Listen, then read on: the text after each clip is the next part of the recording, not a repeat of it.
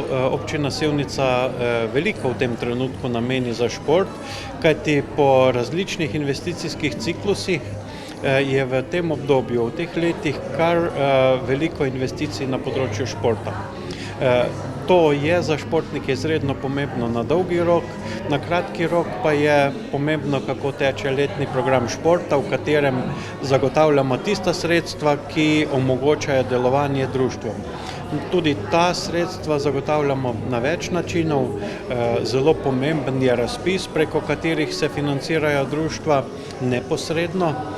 Zelo pomembno pa je tudi to, da financiramo javni zavod KŠTM, ki upravlja in nekako razpolaga z športnimi objekti, jih vzdržuje, ima pripravljene, tako da športniki v teh športnih objektih plačajo izredno nizko ceno, zgolj simbolično ceno, ki nekako ne pokriva stroškov, pokriva stroške občinski proračun, je pa tolikšna, da so pri tem delu oziroma pri rezervacijah odgovorni in to je glavni cilj, da objekti, ki so vzdrževani, urejani, niso prazni ali pa da nekdo ne odjavlja.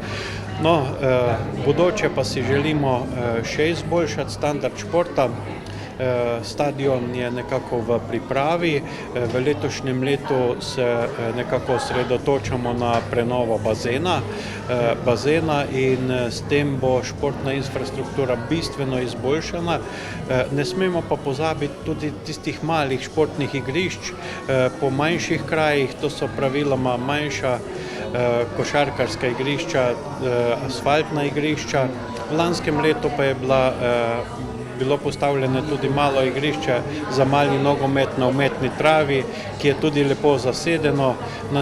Na njem se vrši tako vadba, kot tudi veliko rekreacije in to je tisti šport za vse, ki je pa najbolj potreben in je tudi po zakonu nekako pritiče občinam in ga moramo občine vzpodbujati.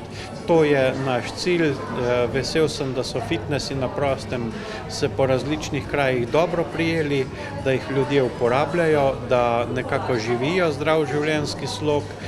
Eden od takih prispevkov je tudi oživljena lisca, kjer zelo veliko ljudi nekako v stilu zdravega življenjskega sloga išče svojo dnevno rekreacijo, dnevno sprostitev in nabiranje novih moči.